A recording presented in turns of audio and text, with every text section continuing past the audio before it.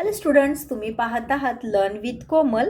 इयत्ता 10वीसाठी आज आपण बघणार आहोत कथालेखन.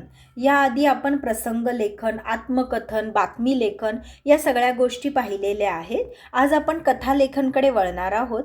कथालेखन हा तुम्हाला इयत्ता 10वीच्या बोर्डासाठी 5 मार्कासाठी विचारला जाणारा प्रश्न आहे आणि कथालेखनमध्ये तुम्हाला सरळ आणि सोपी भाषा वापरायची आहे. कथालेखनासाठी तुम्हाला काही मुद्दे देखील दिलेले असतात. त्या मुद्द्यांच्या आधारावर तुम्हाला कथा पूर्ण करायची आहे. त्याचप्रमाणे कथा लिहित असताना मुलांनो, तुम्ही एक गोष्ट लक्षात ठेवायची, कथेला शीर्षक देणे, त्यानंतर कथा पूर्ण झाल्यानंतर तात्पर्य द्यायला विसरायचे नाही. चला तर आज मी तुम्हाला एक कथालेखन सांगते. आपल्या कथालेखनचं टायटल आहे उद्योगीपणाचे फळ. अवंती नगरीचा राजा विक्रमसिंह नावाप्रमाणेच पराक्रमी होता. तसेच तो उद्योगी व प्रजाहित दक्ष होता. राजा स्वतः उद्योगी असल्यामुळे आपल्या प्रजेनेही उद्योगी व्हावे असे त्याला वाटत असे. बघा, अवंती नगरीचा राजा विक्रमसिंह नावाप्रमाणे पराक्रमी होता, उद्योगी देखील होता आणि राजा जसा स्वतः उद्योगी होता तसंच प्रजेनेही उद्योगी व्हावे. उद्योगी व्हावे म्हणजे सतत काहीतरी काम करत राहावे असा त्याचा अर्थ होतो. तो आदर्श राज्यकर्ता होता. तो आपल्या प्रजेची पित्याप्रमाणे काळजी घेत असे. एक पिता जसा आपल्या मुलांची काळजी घेतो त्याप्रमाणे तो राजा काय करत होता, आपल्या प्रजेची काळजी घेत होता. त्याच्या राज्यातील लोक हे अतिशय आळशी व कामचुकार होते. त्यामुळे राजा आपल्या प्रजेबाबत चिंतेत असायचा.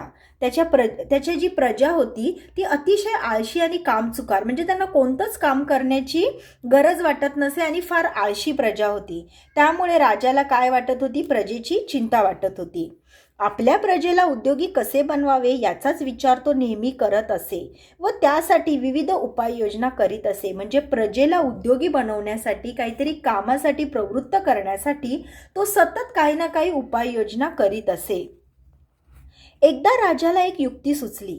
त्याने नगरातील मुख्य रस्त्यावर मधोमध एक धनाने भरलेली पेटी ठेवली व त्याच्यावर एक भला मोठा दगड ठेवला.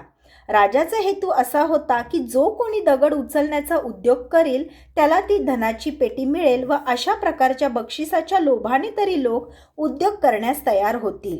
म्हणजे राजाने एक अशी युक्ती सुचवली की नगरातील मुख्य रस्त्यावर मधोमध त्याने एक धनाने भरलेली पेटी ठेवली आणि त्याच्यावर एक भला मोठा दगड देखील ठेवला. जो कोणी तो दगड उचलण्याचा उद्योग करेल तो काय झाला असता, धनवान झाला असता. पण दैव देते आणि कर्म नेते, असेच काहीसे होत असते. म्हणजे देव देत असतो पण कर्माने लोकांना घेता येत नाही असा याचा अर्थ होतो. दैव देते आणि कर्म नेते, असेच काहीसे होत होते. लोक इतके आळशी की तो दगड पाहून त्या दगडाच्या कडेने त्याला वळसा घालून लोक जात होते. म्हणजे इतकी प्रजा आळशी होती की तो दगड पाहून त्या दगडाच्या कडेने जात होते.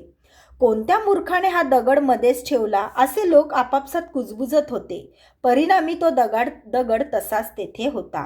म्हणजे कोणत्या मूर्खाने हा दगड तिथे ठेवला असं आपापसात कुजबुजत देखील होते, पण कोणी काही त्या दगडाला हलवायला तयार नव्हते.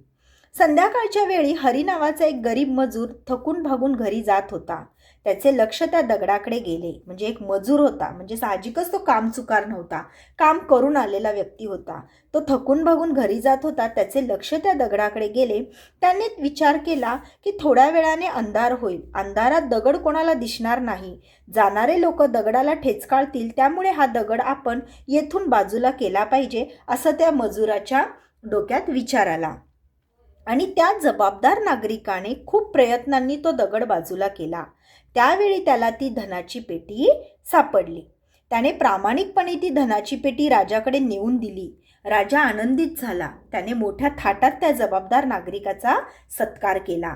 तेव्हापासून त्या अवंती नगरीतील प्रजेने आळशीपणा सोडून दिला व उद्योगाची कास धरली. म्हणजे जी प्रजा आळशी होती, पण त्यांनी जेव्हा बघितलं या मजुराने ती काय केला, दगड हलवून तिथली धनाची पेटी राजाकडे दिली, तेव्हा राजाने त्याचा सत्कार केला आणि मग काय झालं, अवंती नगरीतील प्रजेने आळशीपणा सोडून दिला आणि उद्योगाची कास धरली. म्हणजे उद्योगाला काम करायला सुरुवात केली. त्या राज्यातील उद्योगधंदे सुधारले व ते राज्य प्रगतीपथावर वाटचाल करू लागले. आणि अशा प्रकारे मग तिथले उद्योगधंदे कामाला लागले, म्हणजे सुधारले आणि राज्य प्रगतीपथावर वाटचाल करू लागले.